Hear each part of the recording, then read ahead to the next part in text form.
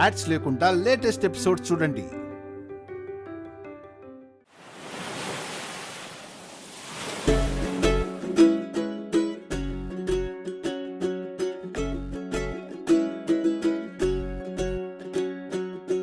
చైత్రమే చినుకులాగా మారి నా గుండెలయ పెంచనే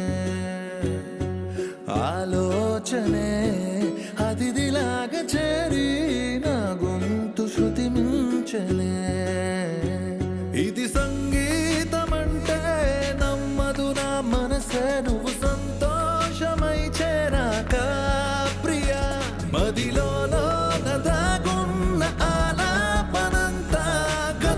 క్షణములో మరిచనులే ఓ కళ్యాణం గమనీయం కళ్యాణం గమనీయం కళ్యాణం గమనీయం కళ్యాణం గమనీయం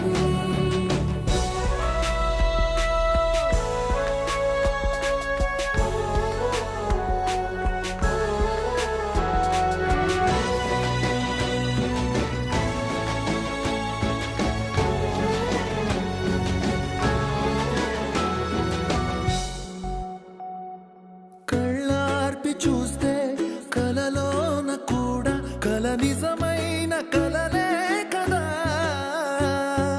తెల్లారకుండా వెలుగల్లె వాలి తెలవారిపోయిందిలా అలపై వలలా నాలో కల మనువై మనమైపోయిందే మదిలో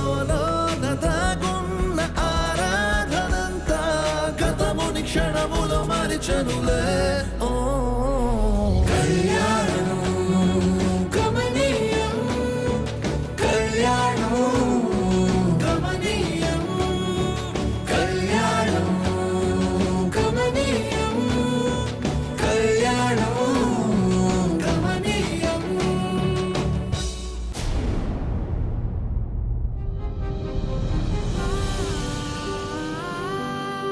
అడగకుండానే ఇంత హెల్ప్ చేసినందుకు చాలా థ్యాంక్స్ నందు.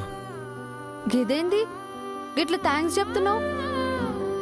దోస్తు కాపాడితే గిట్ల థ్యాంక్స్లు ఎప్పుడు ఉండవు. మళ్ళా నువ్వు నన్ను నా వాళ్ళని కాపాడినవులే దోస్తు లెక్క. ఈరోజు నేను గట్లనే దోస్తు లెక్క నిన్ను కాపాడినా. ఫ్రెండ్షిప్ లా ఒక్కొక్కళ్ళు కాపాడుకోవాలా, సాయం చేసుకోవాలా. గదే గద సోపతంటే. నువ్వు చెప్పింది నిజమే, కానీ ఇలాంటి సిచ్యువేషన్లో నుంచి నన్ను ఎవరూ కాపాడలేరు అని అనుకున్నాను. నా జీవితం నా నుంచి చేజారిపోతుంది, ఇంకా బయటపడే దారి లేదనుకున్నాను. అలాంటప్పుడు నువ్వు వచ్చావు, నన్ను సేవ్ చేసావు. అరే నిన్ను ఇట్లా కాపాడింది నేను కాదు దోస్త్. నువ్వు కాదా మరెవరు? నీ చైత్ర.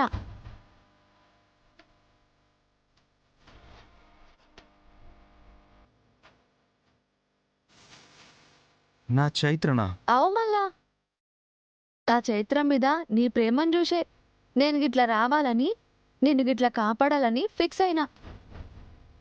నీది మామూలు ప్రేమ కాదు దోస్త్, చాలా గొప్ప ప్రేమ.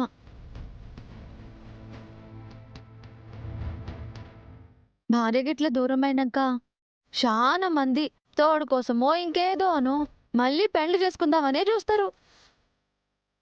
కానీ నువ్వు నీ భార్యకి నీ మనసులోనే తాజ్ మహల్ కట్టినావు. గందులో నీ చైత్రని భద్రంగా దాచినావు.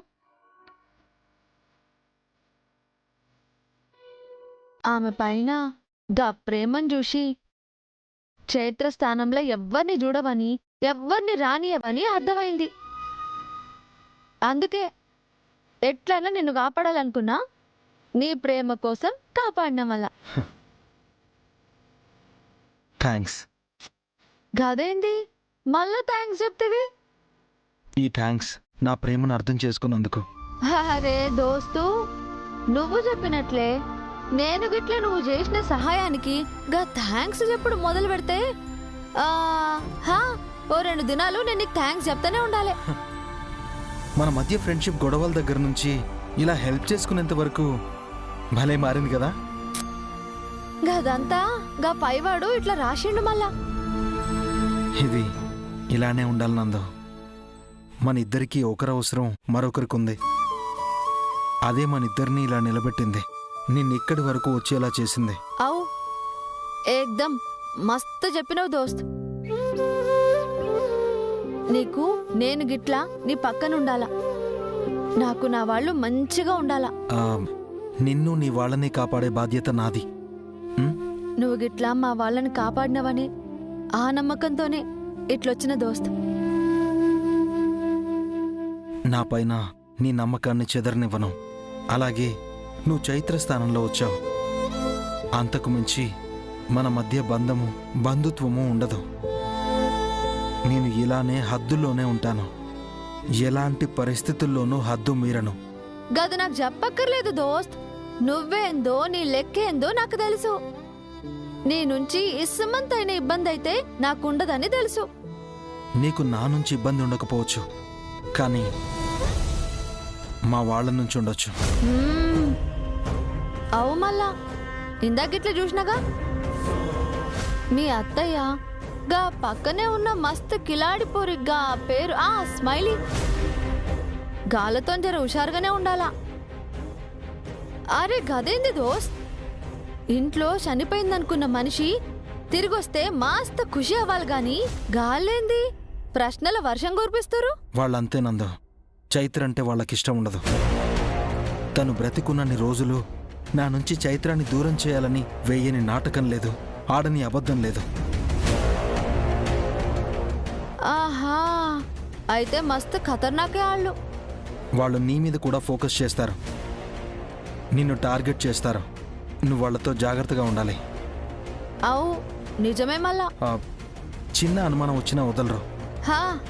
గాళ్ళకి నేను గిట్లా దొరుకుతానా? గాలు హుషారుగుంటే నేను గిట్లా డబ్బులు హుషారుగుంటా. గాళ్ళ ఆటలు మనతో జాంతగింతనాయి. హే, అలా అని ఓవర్ కాన్ఫిడెంట్గా ఉండకు. గట్లనే. అండ్ ఫస్ట్ ఆఫ్ ఆల్ నీ స్లాంగ్ని మార్చు. అమ్మో, గీ భాష మార్చుడే మస్తు కష్టం దోస్త్. చిన్నప్పటి సంది అలవాటైంది కదా, ఇప్పటికిప్పుడు మార్చుడంటే మళ్ళా లేదు. ఇలా మాట్లాడితే ఇద్దరం దొరికిపోతాం. దొరికిపోతే తర్వాత ఇద్దరి జీవితాలు ఏమవుతాయో ఆలోచించు.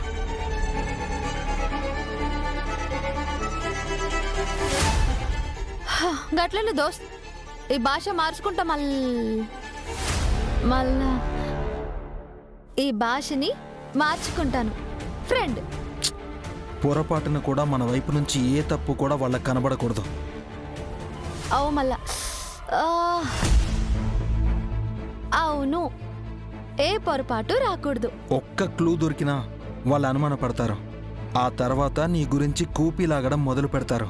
వాళ్ళకి అస్సలు అనుమానం రానివ్వను. మనం ఈ 4 గోడలు దాటితే భార్యాభర్తలం.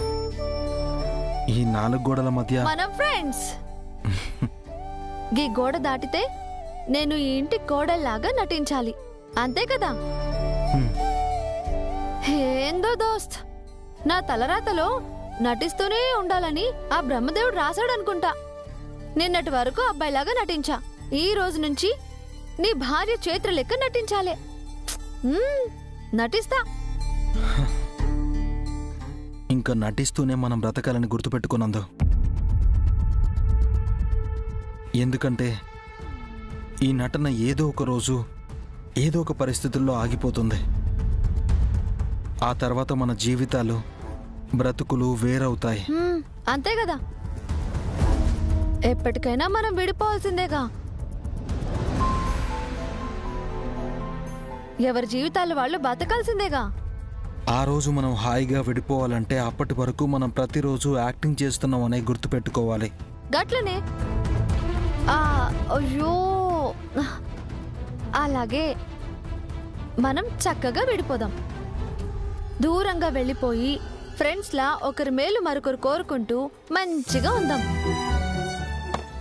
అదిగో ఏదో సౌండ్ వచ్చింది, అదే నిజం.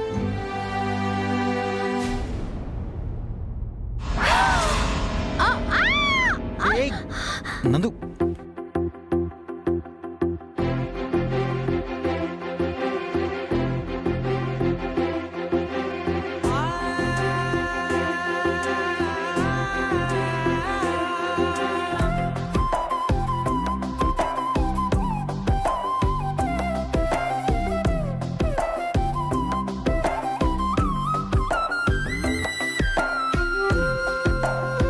ఆ, ఏమైంది? అగో బల్లి. బల్లంటే నాకు జర భయం. ఆ, చైత్రకి ఇలాంటి భయాలే ఉండవు.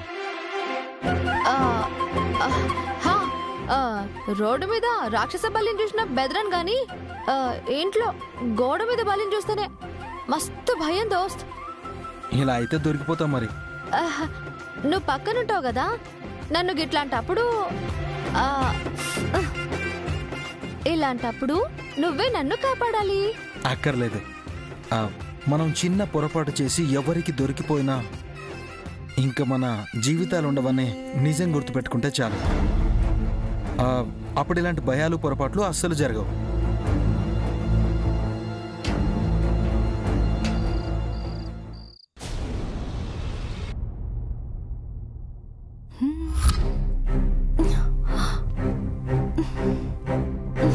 ఏంటిది కుడిక నదురుతుంది?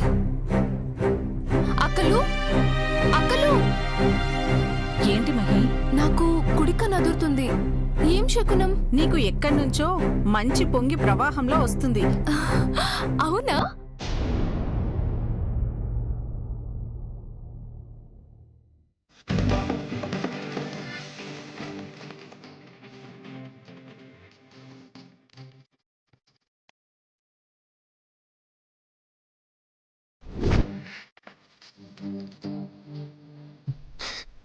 వస్తుంది ఇక్కడ నా కళ్ళల్లో కన్నీళ్ళు వస్తున్నాయి. ఆహా, అరవకుండా కొయ్.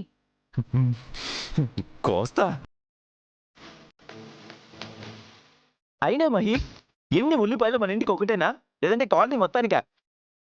నీకెందుకు? మహి చెప్పింది చేయండి, లేకపోతే కోస్తాను, వద్దులే.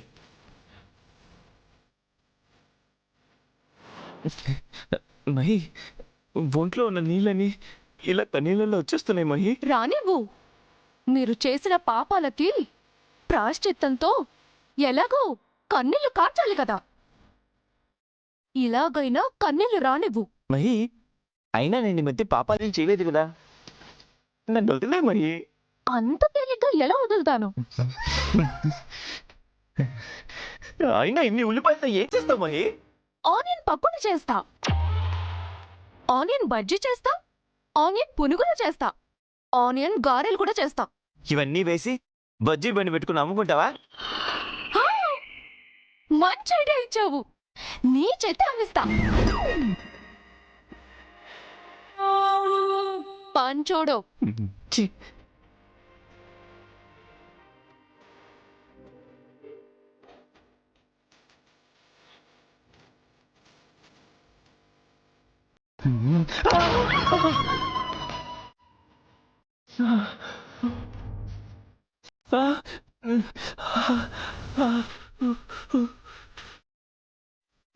వేలు తెగింది, నా వేలు తెగింది మహి. వేలేగా, పీక కాదుగా. ఏంటి చూస్తున్నావు? మహి ప్లీజ్, నాకు బాగా నొప్పిగా ఉంది మహి, నేను కోయలేను, తీసేవా? ఆహా, అక్కలు, ఆ ఉల్లిపాయలు తీసేయండి. మళ్ళీ ఫస్ట్ నుండి కోస్తాడు. ఫ్రెష్గా ఉల్లిపాయలు ఇవ్వండి. మహి, వెళ్ళండి అక్కలు. నేను ఇవ్వను. ఇవ్వు.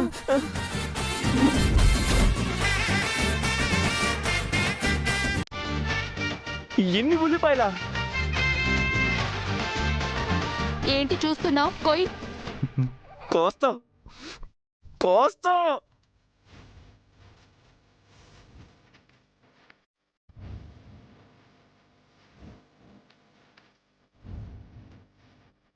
హా, అక్కలు ఈ ఎంటర్టైన్మెంట్ బోర్ కొడుతుంది. వెళ్ళి కొత్త కొత్త టార్చర్ ఐడియాల కోసం పాత అత్తపడల సినిమాలు చూద్దాం. పదండి.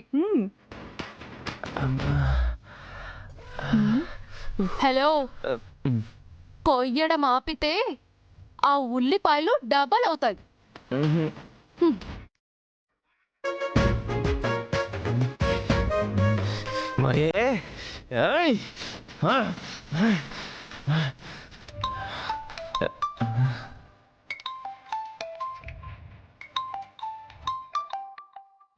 స్మైలీ ఇప్పుడు ఫోన్ చేస్తుంది ఏంటి?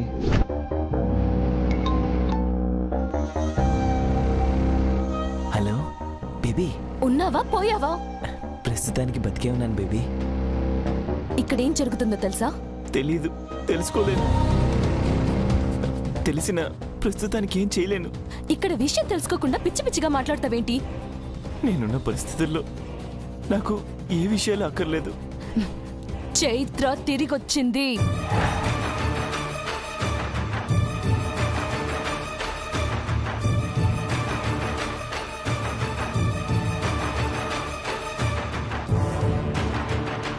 ఉన్నావా పోయావా?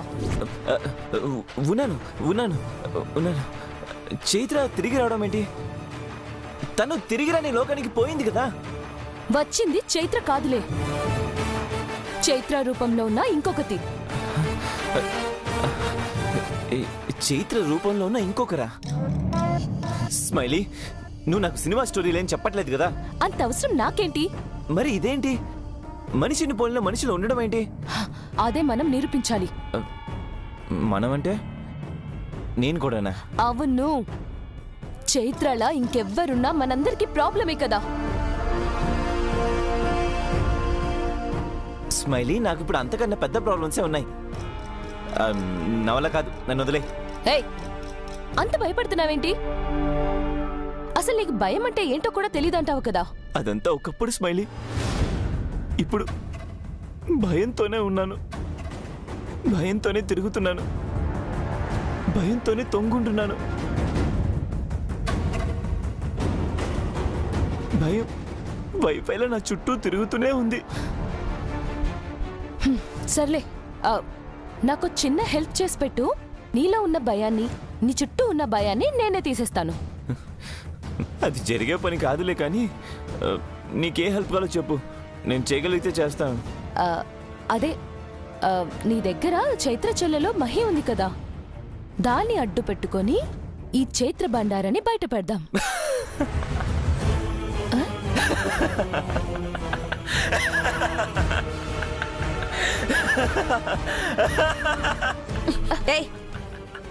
నవ్వుతావేంటి? ఓ మీరా? ఏం లేదు, మన స్మైలీ మంచి జోక్ చెప్తాను. మహీని అడ్డం పెట్టుకుని వచ్చిన చైత్ర బండారం బయట పెట్టాలనుకోవడం నీకు జోక్లా అనిపిస్తుందా?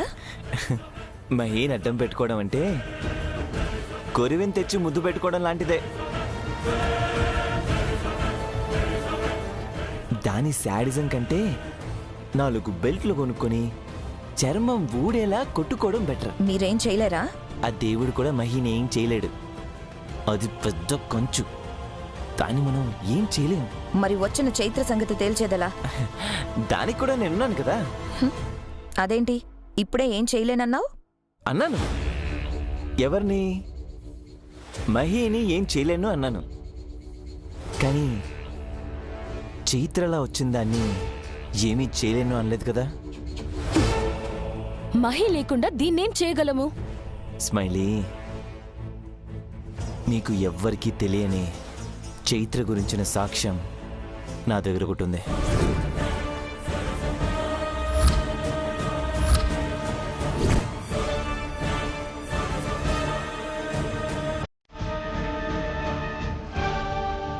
ఏంటా సాక్ష్యం?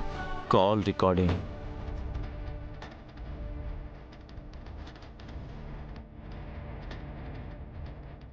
కాల్ రికార్డా? ఏంటిది? చైత్ర చచ్చే ముందు నాతో మాట్లాడిందే. ఆ చైత్ర ఏం మాట్లాడిందో నాకు, చైత్రకు తప్పించి మరో మనిషికి తెలీదు.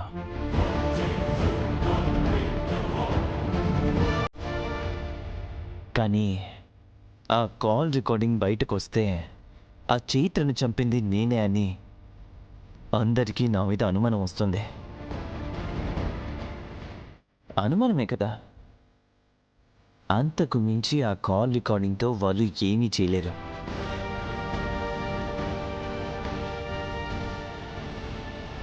కానీ ఆ కాల్ రికార్డర్తో వచ్చింది చైత్ర కాదని విరాజ్కి మీరు నిరూపిస్తే వాడు పడే మనోవేదన ఎంత హాయిగా ఉంటుందో తెలుసా?